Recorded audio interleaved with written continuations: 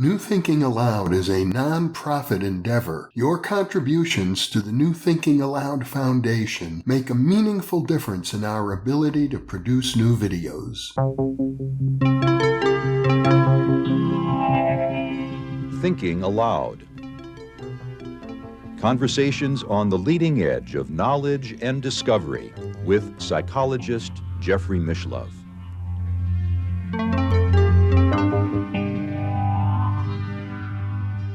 Hello and welcome. I'm Leanne Whitney, guest host working alongside host Jeffrey Mishlove, co-host Emmy Vadnais, and my other colleagues here at New Thinking Aloud.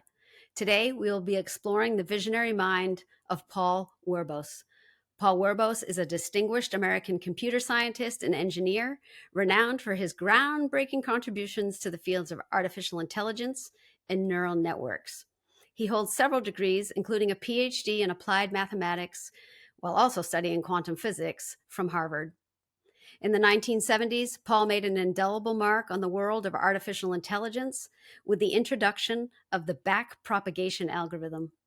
This revolutionary neural network training technique transformed the landscape of machine learning, enabling networks to learn and adapt efficiently. Paul has published numerous academic papers and held various influential roles, including serving as a program director at the National Science Foundation. His expertise extends into the realm of policy, where he has made significant contributions, advising on matters related to science, technology, and education. Paul has a visionary mind, to be sure, and he's already left an enduring impact on the intersection of technology and society. Yet he has so much more he continues to do, including working on the neuroscientific, applied mathematical, and quantum physical approaches to remote viewing, precognition, and other mysterious phenomena. I'm super excited to welcome Paul today. He is joining me remotely from his home in Virginia. Now, I will switch over to the internet interview. Paul Werbos, welcome to New Thinking Aloud. It's a pleasure to be with you today. And really great to be with you in this incredibly important venture you have started up. Yes, I'm joining Jeff here on a venture he's been on for a very long period of time. So it's wonderful to have you, and I look forward to getting into a wide berth of not only your personal experience but also your work life. And if you don't mind, I'd like to start with Chat GPT, because I went into Chat GPT this morning and I asked it a couple questions. So I'm gonna start there, if that's okay. I said, "Hi to Chat GPT. I'm interviewing Paul Werbos for the New Thinking Aloud podcast. Is there anything you would like me to share with Paul during this interview?" Chat GPT responded, "That sounds like an exciting opportunity. If you get the chance, I'd love for you to convey to Paul Werbos the profound impact his work has had on the field of artificial intelligence and neural networks. His pioneering contributions have shaped the way we approach and understand these technologies. Additionally, if possible, you might express gratitude for his dedication to advancing our understanding of AI and neural networks. I hope this interview goes well." Thank you. Wow. Yeah, well, I've been interested in the mind from so many different directions. We have our human brains. We have our deeper human connections with each other and with the noosphere. But there's also that other intelligence out there, at least two other kinds of intelligence out there. The coming intelligence in our computers, and also the intelligence beyond our solar system, which is very real and very solid. I usually don't get to talk about all four of them, because the people who like one thing don't like the other, and it's a real problem. How do you get people to integrate all these things? How do we live in a world where we see in all four colors? Why are people living in just one color at a time when our real life is in all four colors? We have our physical body, brain, very real, covered by solid science. We also have our souls and our connections and our noosphere and life beyond the earth and the coming life with the computers. So I hope the computers begin to appreciate, but I have to say today's chat GPT, it is to the coming intelligence what a single cell is in the uterus compared to the human who's coming. Okay? The chat GPT is as nothing compared to what the mathematics and the technology predicts for our future machine intelligence. But human potential is also that great. Okay, I just want to make sure that we let the audience know, like, your definition of noosphere before we get to, like, too deep down any one lane, and just to emphasize your idea of integration for sure. Right, the root of that is to make whole. So you're looking at a multidisciplinary approach, also all levels of intelligence and knowledge building. So yeah, you're very, very broad. But let's just give the audience a definition of noosphere before we go any further, so they can. Okay, integration and noosphere are already huge topics. If we do justice to those two, we'll be doing really great today. We'll probably have to come back to do justice to integration and noosphere. And you started with noosphere. There was a time when I did not believe in parapsychology, ESP, the human soul, or any of that. I felt that was garbage. I was very well educated. I was brought up on John von Neumann and Hebb and the solid mathematics of intelligent systems. I felt that most of what I read in the religions of the world was just downright silly and neurotic. And then some experiences happened to me, which I tried to explain away. But there came a day in 1967 when it was just too much. I couldn't explain it away. There were 10 witnesses, half of them from the SDS of Harvard. I mean, I could not escape that something weird was going on. And I decided for years and years, I need to become whole myself. I need to reconcile my science understanding and my mathematics with the firm reality of humans being able to do things they're not supposed to do in the realm of the more classical kinds of physics. So I spent years and years working on that. And right. Well, can you take us right back to that day, actually, in March 1967? I think you're 19 years old, I think, at that time. And also, tell me, you were getting your first degree at Harvard while you were a senior in high school. Is that correct? Or no, my education background is a bit confusing for good reason. But I entered Harvard when I was 16 in 1964. I graduated in 1967. And it was in my senior year in the spring of 1967 that I really had to change my view of life. Right. And the funny thing is, it started in the Harvard dining room. I would wake up late in those days. I changed my habits totally, but I was a late sleeper. And my first meal of the day would be lunch. So I would wake up half awake, read the New York Times from cover to cover, because I was interested in that stuff, and then drag my way down to the dining room. And in the dining room, there was a regular crowd of us that would get together, half young Republicans, half SDS. The leadership of the young Republicans and the leadership of the young socialists was both in my house at Harvard. And I was part of the leadership of the young Republicans. And we were sitting around the table. And I said, you know what? I think I have an idea for how we could reduce our problems with China. And to do that, we need to increase trade with China. And in order to do that, there are certain things we should do to establish better relations. The head of the SDS group says, no way, my Mao would never agree to such a thing. Or he has put the following requirements, and I quote, 1, 2, 3, and you can't do that. You can't achieve peace or trade that way. And I said, but wait a minute, Ed.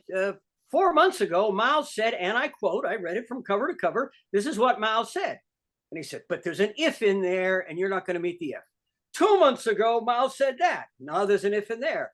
I said, damn it, just this morning in the New York Times, Mao said, and I quote his speech verbatim, continuing on page 31. And it said, if Mao said that, you would be right. We could open up trade with China. He said, but I didn't see that story. He said, I read the New York Times from cover to cover every day, just like you. And that story was not there. You describe where it is. I know that location. The story was not there. Suddenly there was a debate. The Young Republicans versus the SDS. That afternoon, they poured all over Cambridge. They found every edition of every damn newspaper. The Young Republicans wanted to prove me right, but they couldn't find it. They said, well, there might have been something on the AP, maybe some newspaper. I said, my God, if it's not there, my sense of reality is gone. How can I believe anything if I experienced reading that article in such detail and quoting it in front of everybody, and it wasn't there? The next morning, you should see the look on the faces of the SDS people. and I remember one of them came up to me and said, God, maybe you're right about Haiti. It was a very strange experience, and I didn't know what to do. How can I make sense of this? Am I going crazy? My immediate thought is 50-50. Either I'm totally going crazy, or else the world is not what I thought. I need to find out. And since I was scientifically oriented, trying to understand the mind and the brain, for God's sake, how can I say I understand the brain if I can't find a way to explain this? So I spent several years trying to find, is there a really serious science explanation for what's going on? I considered a lot of serious science explanations. I read a lot of, and I hate to say it, bullshit in the parapsychology and philosophy communities, where they come up with imaginary explanations that really didn't make sense in terms of really hardcore mathematical science. And at the end of all that, there was a big plenary talk I gave at the consciousness workshop, Hammeroff's thing a few years ago. And I like the slides I did for Hammeroff. And one of the slides quotes Mark Twain. Once you have ruled out the improbable or the impossible, you are stuck with the improbable. No matter how difficult it is to believe, once you rule out all of the alternatives, you need to pay attention to the logical one that's left. And here is my logical alternative. What's going on with all of this parapsychology stuff? This is an explanation that really works in terms of very hardcore physics. When I say hardcore physics, I mean hardcore Einsteinian realism. And there are only a few physicists who believe in hardcore Einstein realism now. I'm one of the few left, because there are a lot of reasons why you wouldn't believe in reality anymore in physics. But it turns out those things have explanations. And there is a hardcore, realistic physics approach to explain this stuff. And it seems improbable, but as years go on, I find more and more it's really the only rational alternative. There are irrational alternatives I'm happy to discuss. But right now, the science is actually stronger than it has ever been in the history of humanity. Even as people start abandoning science, the real evidence is consistent with science more than it ever was in past centuries. And what is the theory? The theory is that we humans are a symbiotic organism. And we are in symbiosis with another larger organism, which I call our local noosphere. And the question is, how the hell could such an organism exist as big as our solar system? Bigger than what Teilhard de Chardin talked about. Teilhard de Chardin had theories about evolution of intelligence on Earth. They were very well intended. They're really great guides to human life, but scientifically they don't work. So his idea was a noosphere that just evolved spontaneously on Earth. And it's a good image, but frankly, that kind of evolution doesn't work. That's not how evolution works.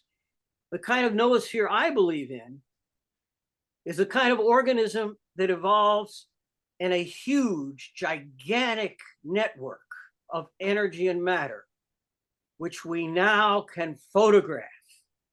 And that's the beauty of the last 10 years. NASA and many others have put hundreds, maybe thousands of actual photographs out there on the web showing how gravitational lensing can take a picture of what they call dark matter all across the cosmos. And if you look at those pictures, you'll see it's not just matter, it's really matter and energy. It's like a system of bayous, like a living network, like the water in Louisiana. It's a huge network. And if you have a pulsing network of free energy with some matter, of course you would expect life to evolve. Evolution is a universal dynamic phenomenon. It's in the theory of nonlinear dynamical systems. If you have that much energy, that much free energy, with that kind of order and matter, you would expect life to evolve. So the theory is that life has evolved in our cosmos, that there are whole noospheres out there. And one of them happens to be the noosphere, which inhabits our solar system, and we are in symbiosis with it. Mm-hmm. And you can't explain that with electrons and protons. That won't do it. But now we know 90% of the mass energy in our universe is this stuff they call dark matter. There's more of that than there is of the electrons and protons. So the claim is that this noosphere is largely made up of this dark matter stuff, which we know is there and interacts with us, and we are in symbiosis with that life form. So that's right. The idea. Right. That's the big visionary mind. Beautiful. Yes. To lay that out. So we want to go big, and we kind of want to come back in too, because I want to make it relatable to everybody's nervous system. Yes. I want to make it also relatable to psychology. I know Freud was an influence. Oh, yes. So now we have the big vision, and that you have the mind to do the applied mathematics. Oh, yeah. Do the mathematics of this. But let's go back to the machine learning for a minute, and to your dissertation on backpropagation. Yes. Tell us a little bit about how you came to the mathematics, or to the inspiration of that, because I believe that you got it from Freud. And did that follow on from your precognitive event? Like, is there any way linking the precognitive event into the backpropagation model? So one of the problems with precognition is you later realize it kind of biases your sequence. And so there were a lot of things I did before I knew about them. It's sort of the way life is. And how I got interested in neural networks is a long story. Before this experience in 1967, I was very idealistic. And by the way, I was, of course, a young Republican. I was an ultra-libertarian young Republican, committed to realism and John von Neumann and mathematical explanations of everything. I haven't totally lost all of that. And so I felt that all the theories that these religions have, and even most psychologists, about the human brain and human mind, were totally silly. And one of my motives was I wanted to prove that we could do it in computers and in mathematics, that you don't need concepts of soul to generate consciousness. That was one of my motives. But also I had a motive that I wanted to be benevolent to the world. And I guess I believed in utilitarianism. And utilitarianism is a long story. I wish our schools were good enough that every graduate of every high school would have some idea of what utilitarianism really is, its past and its future. It starts with Aristotle and his concept of happiness and telos, and it builds up to John von Neumann, who created a concept of cardinal utility function. And there's a book by von Neumann and Morgenstern, which is one of my two Bibles now. The red book is the other. Okay? And yeah, we'll get to Jung in a minute. So I really wondered, how can you build learning machines? The concept of of artificial intelligence was very hot in the 1960s when I was starting up in school. And there were lots of questions about how could you build a system like that? There was a book by Hebb, which I found very inspiring, on the organization of behavior and how minds work. So I thought if we understand better how the human mind works, we could better design rational political systems and rational economic systems. And so one reason I studied that mathematics was I wanted to be able to help people design rational political and economic systems, but also I wanted to disprove the sort of stupid superstitions that I didn't believe in. And I had to adapt. Experience forced me to learn there was a life beyond what I knew in those days. Freud was part of it. I was interested in backpropagation long before the experience I'm describing. When I was an undergraduate at Harvard, I actually did an independent study with Marvin Minsky. And I even published a paper in Cybernetica, which was talking about called The Elements of Intelligence, where the basic ideas of backpropagation I published back in '67 in this journal, Cybernetica. And so that was, I wrote the article before I had the experience. I think it was probably in press when I had the experience.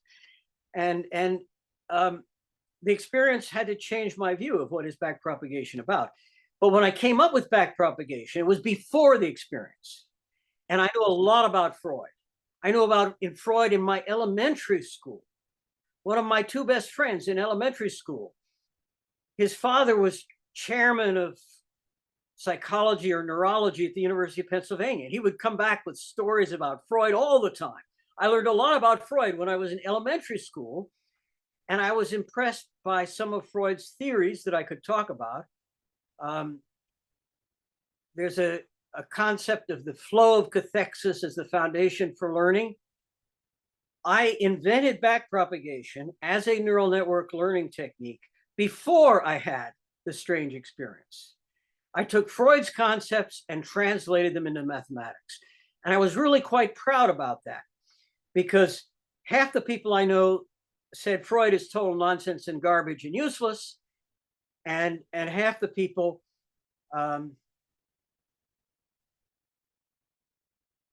totally believed it and didn't understand any math. And you had a choice between people who didn't understand any math and believed all this stuff without understanding it, and then the people who were totally skeptical of it without knowing what it was. And I said, there's another approach. We can translate Freud's core feelings into mathematics, into an algorithm that works, into an algorithm that's provable. And the main thing that got me my PhD at Harvard was I proved the theorem that a general form of backpropagation always gives the correct answer. And that general form of backpropagation from my PhD thesis is actually much more general than the kind of later plagiarisms that appeared in the literature. And it's a long history of plagiarism. I don't talk about the plagiarism a lot because it's depressing to people. It makes wars. I don't want to create wars. But it's incredible what level of plagiarism exists out there in academia. It's just unbelievable. Right. Sure. Yes. So this idea of affect, it was big for both Jung and Freud. Jung would say affect shows us the value.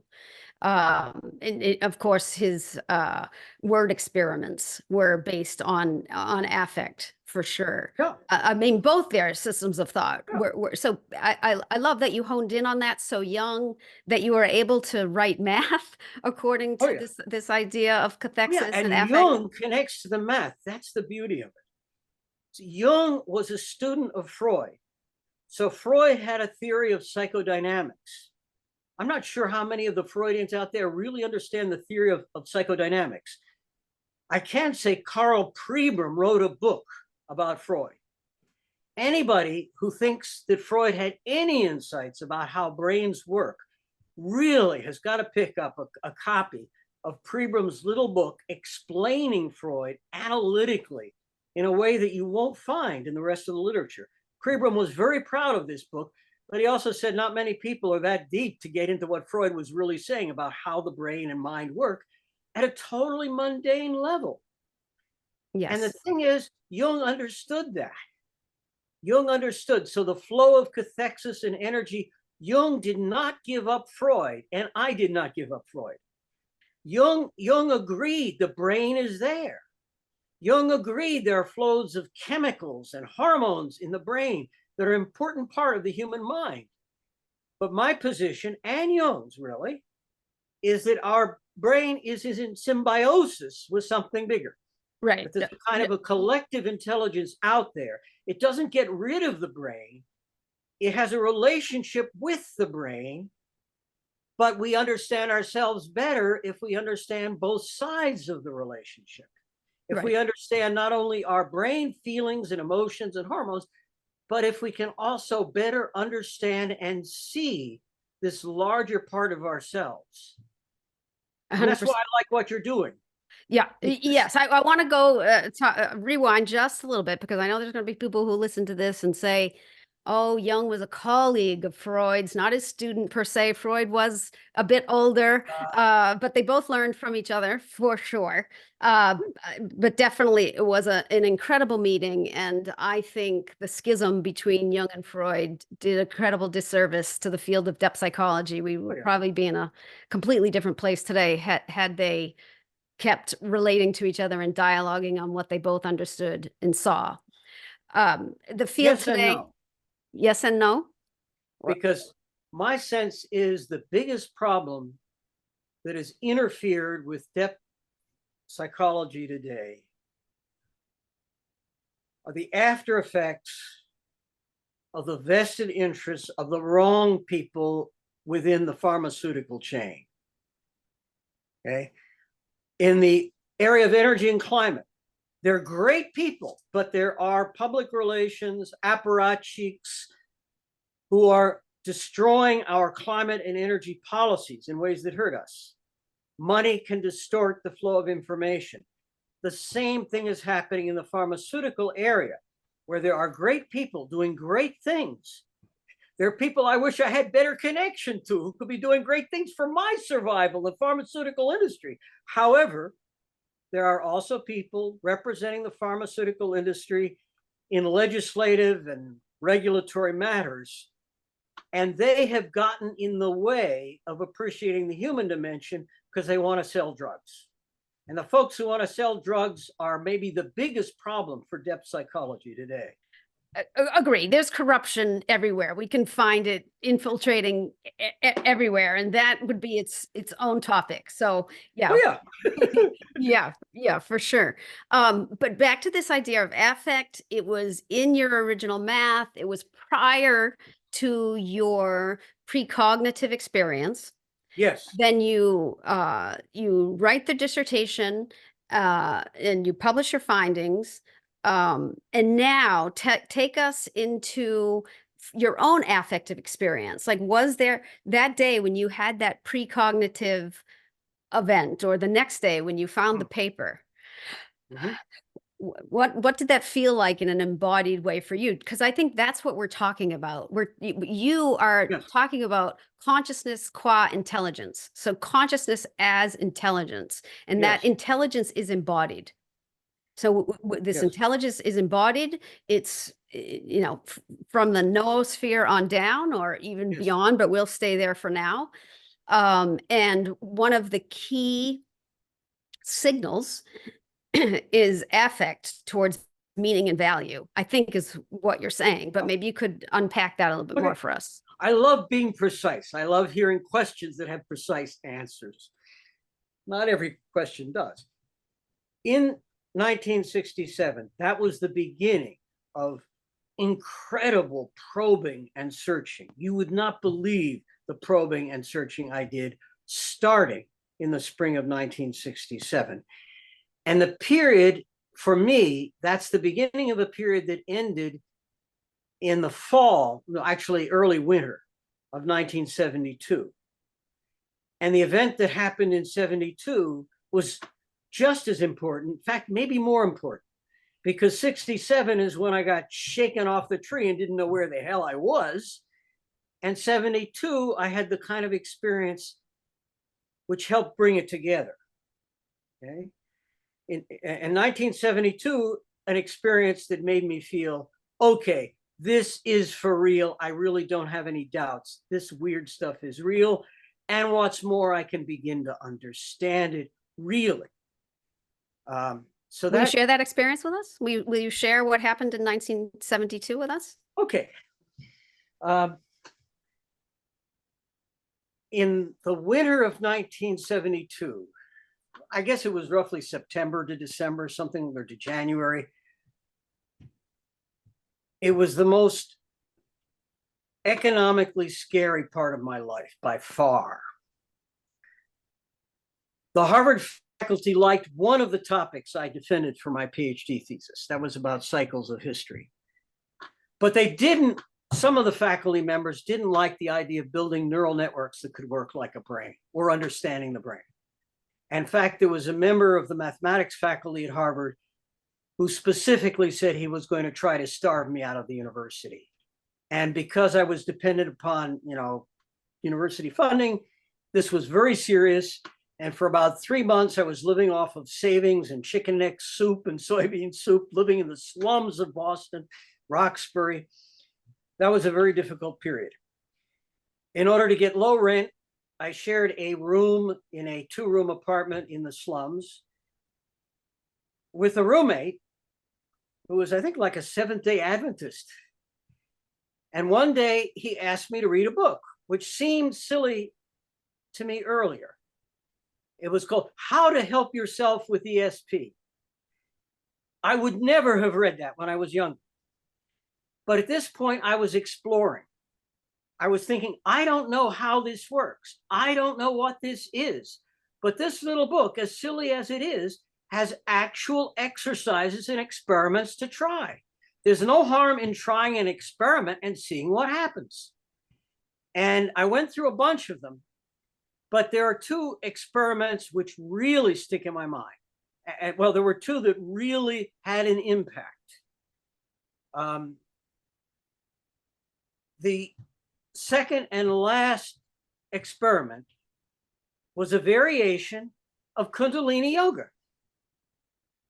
And he didn't get around to that till you do the other experiments. And the Kundalini yoga is, you feel this energy.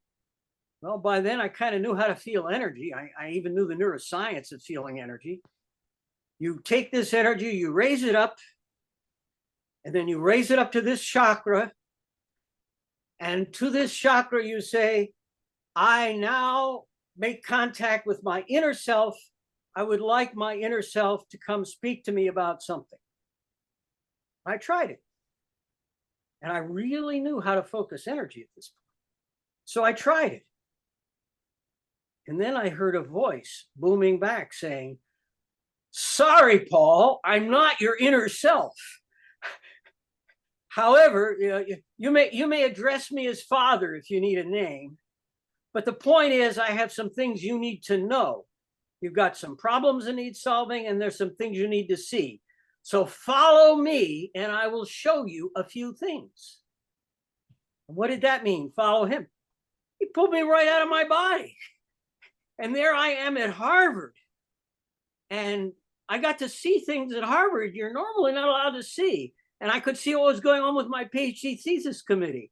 And we solved all the little problems. And this other guy overcame all of that and then came back. And it was quite an experience. How long did it last? How long, do you know? Was it a flash? Or veridical data. Well, everything changed at Harvard. I got notice from Harvard within a few days that everything changed. And thus I was able to graduate. There was also a laboratory teaching fellowship available. And as it happens, it was really electrical engineering, the Harvard Applied Math, the engineering directorate. And so everything became normal after that. But the sheer feeling of that and seeing stuff and having it veridical, I said, okay.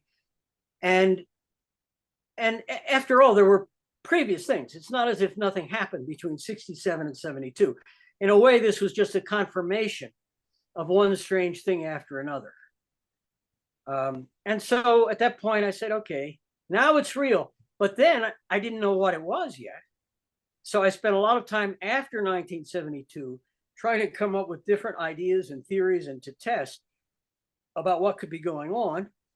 And it gradually became pretty clear.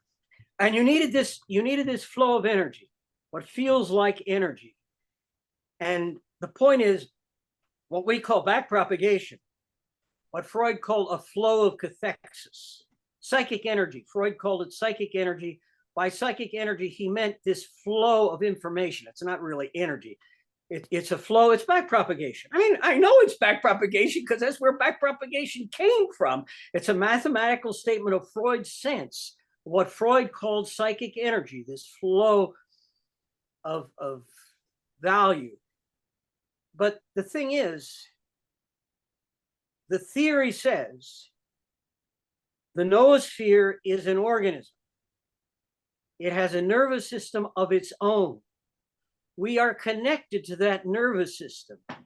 It also has backpropagation. It also has what Freud called psychic energy.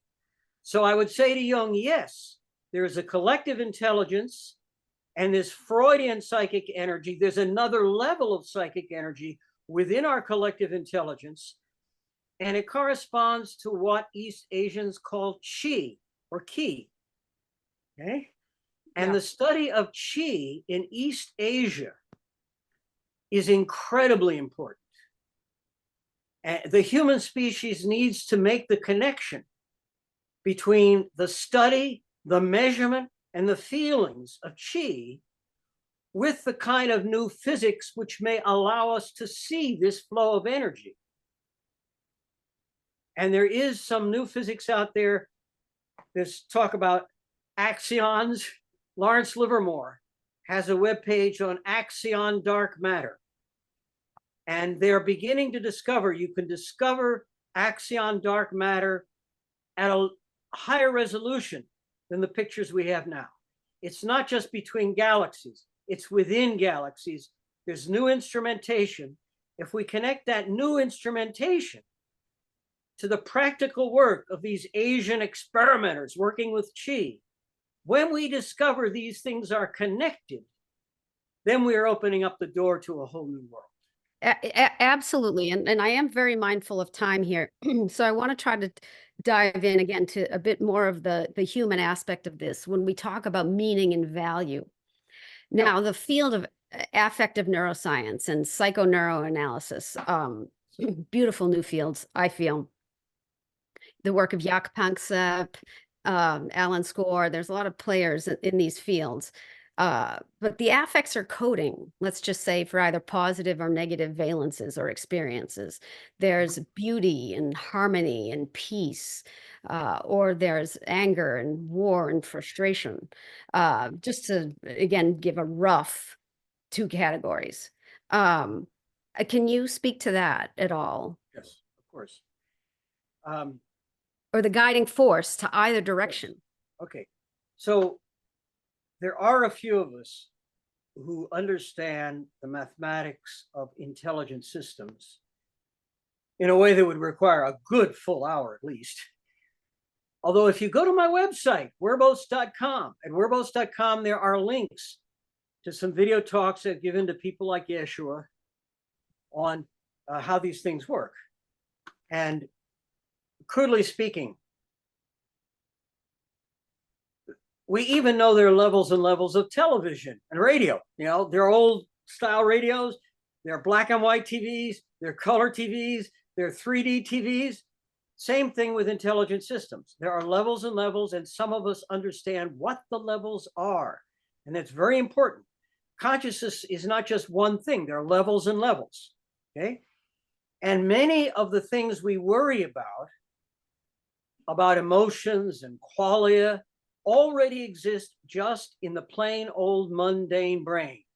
What I believed in before my experience of 1967. There is already a lot right there in the mammal brain. There's a paper by Werbos and Davis out there in Frontiers in Neuroscience. It's open access. Werbos and Davis, where we looked at the very best real-time data on rat brains, and it fits the kind of theory of brain intelligence that Pribram and Freeman wanted.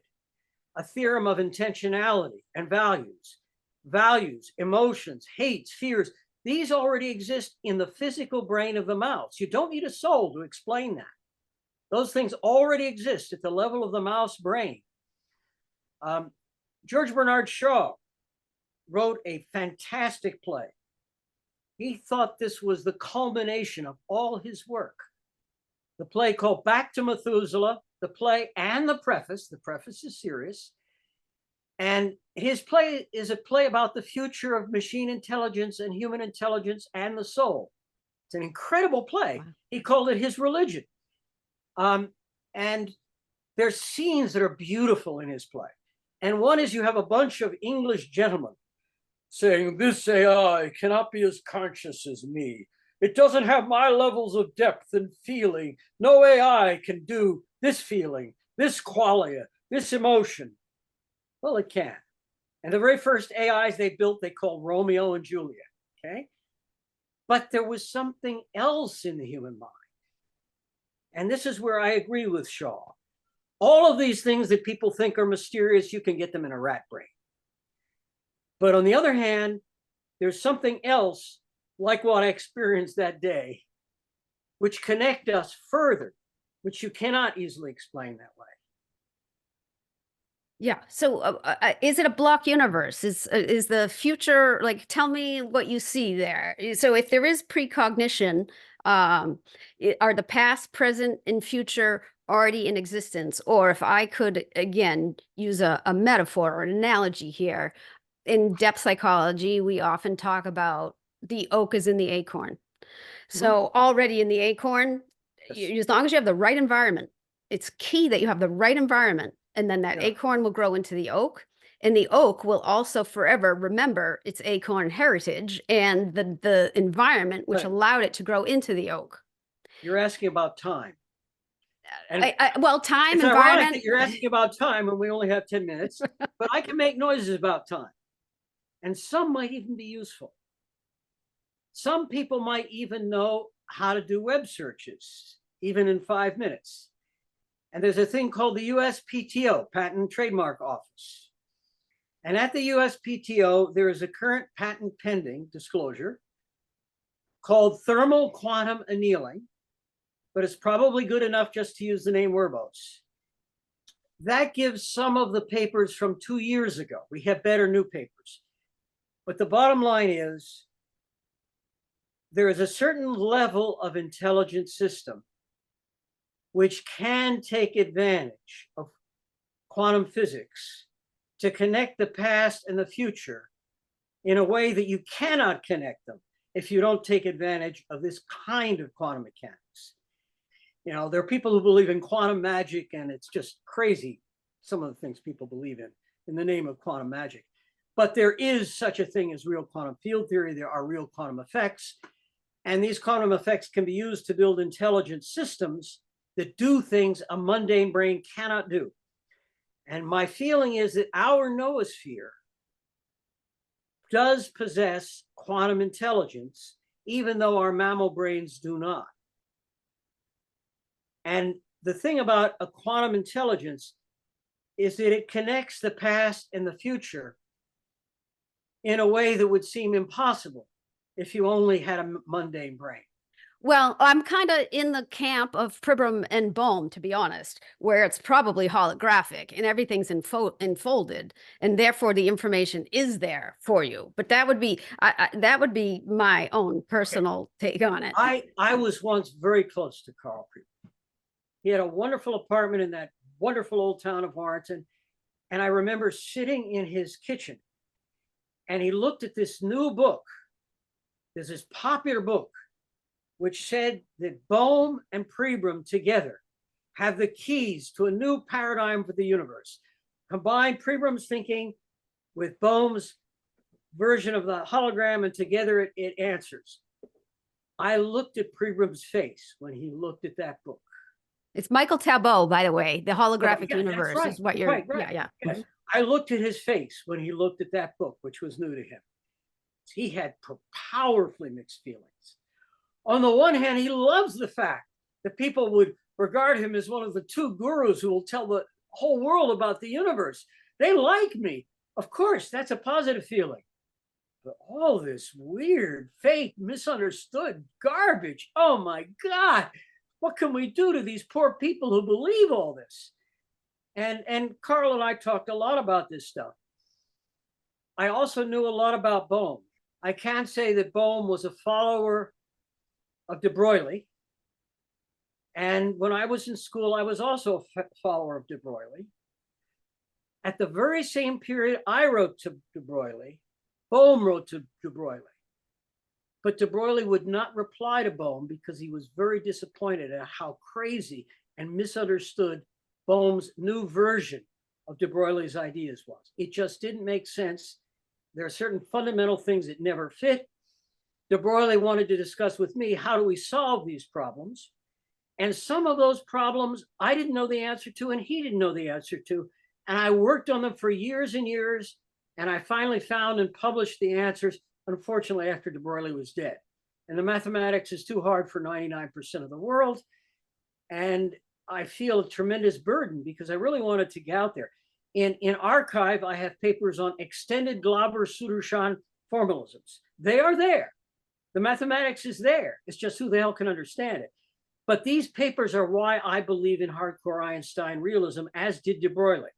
It turns out with the right mathematics, you can explain the strange properties of quantum field theory on the basis of an Einstein-type field theory. They fit, but they only fit if you understand the mathematics of what is the mapping between Minkowski space, curved Minkowski space, and the realm of, well, Fock space, Schrodinger equations. And I worked out that mathematics. It took many years.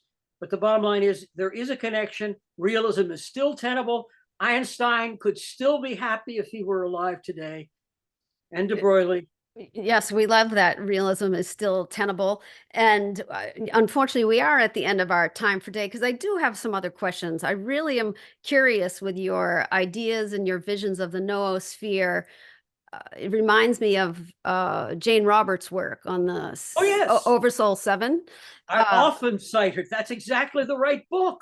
Yeah. Well, that's exactly what it reminds me of as you're sharing that with me. So, most people are never going to understand the math, and your mind is fascinating. And I, for one, really appreciate that you are into psychology. You do your mental, emotional, physical health, and you're in alignment, and you're looking for alignment. And yeah, exactly, the integration. So I, for one, greatly appreciate that. And we do want to make sure that we can digest your information and bring it to those humans like myself who don't necessarily understand the equations or know how to do the math. And we're all part of that same noosphere. Yeah. And we're all called to connect better. Mathematics is a key part of the connection of I would call it the giant pyramid cells of the noosphere brain. We all need to strengthen our connections. And if that is that's your final word for today is the integration and strengthening the connections, which is what you did at the NSF, I believe. You tried to connect all the different disciplines, and yeah, we need to do that as humanity. So Paul, thank you so much for your time. I really appreciate you being with me today and sharing your information. And I hope you will come back again and we can explore some more. Thank you so much. Take care.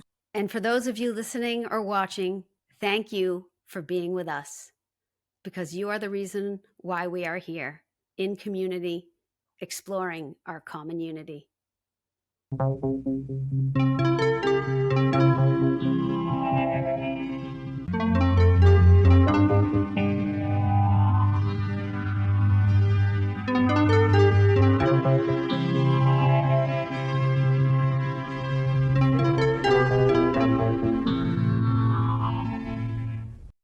Hello and welcome. I'm Jeffrey Mishlove. I imagine that by now many of you already realize that in conjunction with White Crow Books, we've just launched the new Thinking Aloud Dialogues book imprint, and our first title is There Life After Death? New Thinking Aloud is a non-profit endeavor. Your contributions to the New Thinking Aloud Foundation make a meaningful difference in our ability to produce new videos.